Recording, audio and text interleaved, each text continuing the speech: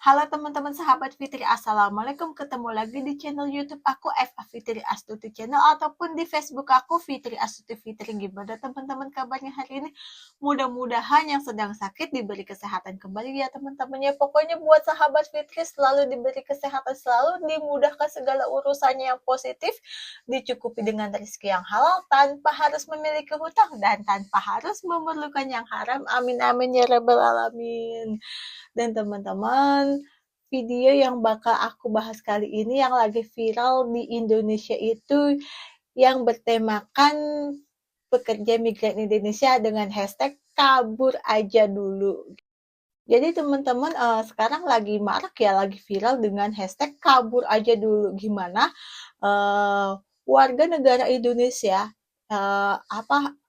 yang meninggalkan Indonesia, nggak tahu itu ke Jepang, ke Korea, ke Hong Kong, Malaysia, Singapura, dan berbagai negara lain dengan mencari uang karena mereka ngerasa, dan aku juga bener-bener ngerasain di negara sendiri, kita bener-bener susah payah, bener-bener gimana susahnya untuk mencari rezeki, mencari nafkah untuk kebutuhan keluarga kita di negara kita sendiri, teman-teman. Dengan tuntutan penampilan, dengan tuntutan umur, dengan tuntutan pendidikan, dengan tuntutan kalau kalau nggak ada orang dalam itu bener-bener susah banget buat cari pekerjaan. Terus ada lagi kalau misalnya kita harus nyogok dulu dengan berbagai macam, kita masuk ke pabrik-pabrik. Aku itu udah pernah yang namanya di tahap kayak gitu sampai akhirnya udah di umur 32 tahun udah stop. Aku udah cukup ngerasain manis perih, ngerasain cari uang di negara sendiri gitu teman-teman. Dari umur 18 tahun aku tamat sekolah sampai aku berusaha cari uang di pabrik, jadi sales, jadi apapun itu yang namanya mau jadi OB pun di mau itu di bandara, mau itu di rumah sakit, mau itu dimanapun itu harus pakai orang dalam teman-teman, dan bener-bener itu umur itu bener-bener menunjang buat yang namanya kalau misalnya udah stok di umur 25 itu udah susah banget teman-teman, karena ada orang baru lagi yang baru tamat sekolah, dan itu yang dibutuhkan, baru tamat sekolah, terus penampilan menarik, padahal cuma jadi OB gitu teman-teman. Itulah susahnya yang namanya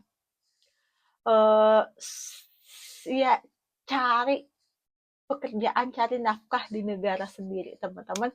Dan akhirnya kerja di PT pun juga harus yang namanya nyogok, harus yang namanya kontrak per 6 bulan sekali, terus kalau misalnya itu harus nyogok dulu, terus apalagi ya, otomatis umur, otomatis penampilan juga, pokoknya dengan tetek bengek.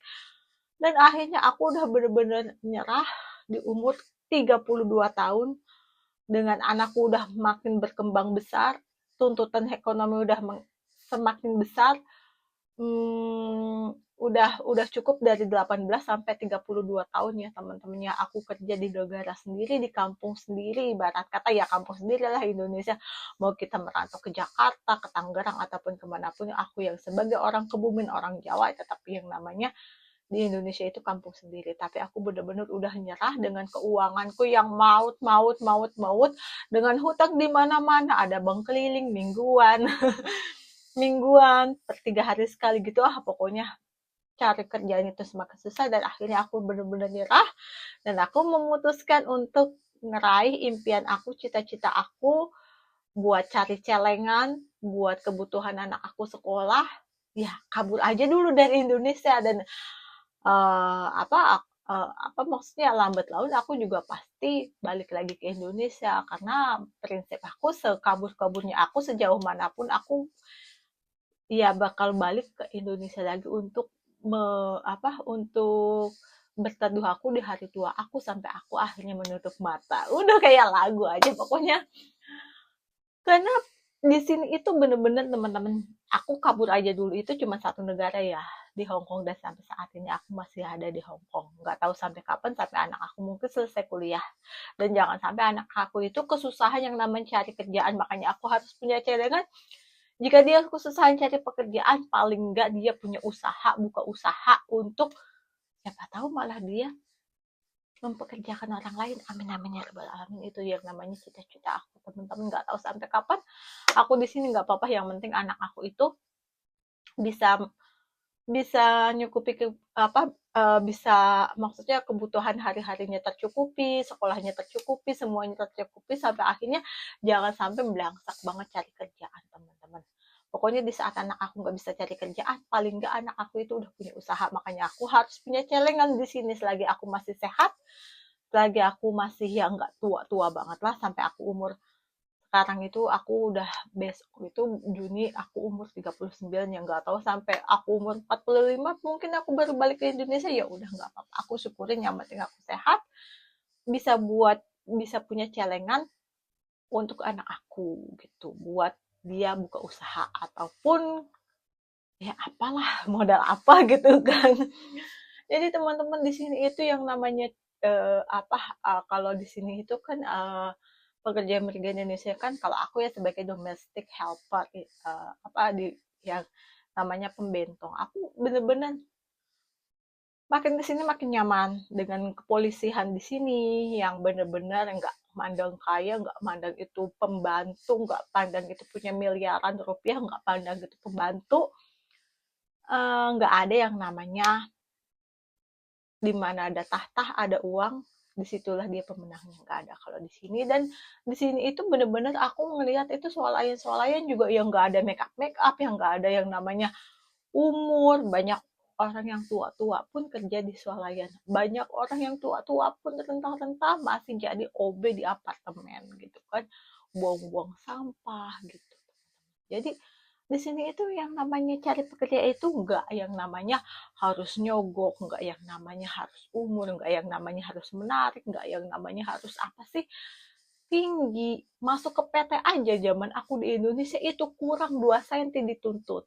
Harus 160 cm, sedangkan aku itu 158, di mana medikal aku kalah tinggi, di tinggi badan, di mana aku harus nyogok. Itulah, aku nggak bisa ngomong. Jadi aku udah angkat tangan di umur 32 tahun dan aku memutuskan kabur aja dulu dari negara aku, negara Indonesia tercinta, yang aku berusaha nekat dengan kekuatan aku, dengan prosedur aku secara legal apa ilegal lah, aku juga kurang tahu. Pokoknya aku secara prosedur dengan memenuhi hukum-hukum yang berlaku, peraturan yang berlaku gitu kan. Sampai mudah-mudahan aku balik ke Indonesia itu dengan slogan sukses, dengan slogan punya celengan. Amin amin ya rabbal alamin. Tapi aku tetap cinta Indonesia. Aku bakalan balik ke Indonesia karena Indonesia ya tetap di hati aku, meskipun aku banyak menemukan kenyamanan di sini, dari hukum, dari semua peraturan di sini itu aku banyak mendapatkan kenyamanan di sini daripada di negara sendiri gitu kan. Yang teman-teman, aku pernah yang namanya ngalamin itu, aku ditipu sama orang dan aku lapor ke Pak D Indo dan harus memberikan uang. Dan akhirnya kalau stop uang, ya udah stop dengan proses yang berlaku. Jadi begitulah, tidak seperti Pak D di sini. Aku benar-benar ngerasa nyaman dengan Pak D di sini gitu, teman. Enggak semua, oknum. Dan kebetulan aku melaporin seseorang ke oknum Pak D yang salah, yang dia manfaatin selalu mendapatkan di mana ada uang, ya di situ proses kepakdean berjalan. Ya udah teman-teman, pokoknya buat teman-teman pekerja migran Indonesia dimanapun kalian sekarang, kabur aja dulu dari Indonesia. Pokoknya selalu diberi kesehatan, dimudahkan segala urusannya yang positif untuk mencari nafkah untuk keluarga kita di Indonesia, untuk memenuhi sandang, pangan, papan gitu. Dimana kita harus memenuhi makan, pakaian, baju, dan sekolah, apapun kebutuhan apapun di Indonesia. Pokoknya tetap semangat buat pekerja migran Indonesia. Tetap kabur aja dulu selagi kalian belum sukses. Jangan pulang ya Dok ya, jangan pulang ya Mas ya. Assalamualaikum. Tetap semangat buat pekerja migran Indonesia. Karena aku juga kabur aja dulu. Nggak tahu sampai kapan aku bakalan balik ke Indonesia. Makasih teman-teman yang udah nonton channel YouTube aku Eva Fitri Astuti Channel. Berkah dan sehat selalu buat kalian. Assalamualaikum warahmatullahi wabarakatuh.